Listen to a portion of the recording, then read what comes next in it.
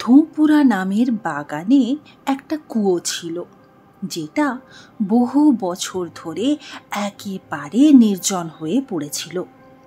কেউ সেই কুয়োর জল নিত না, কেউ তার পরিষ্কার পরিচ্ছন্নতার খেয়ালও রাখত না। শুধু যাতায়াতের সময় কিছু মানুষের চোখ পড়ত ওই কুয়োর ওপর।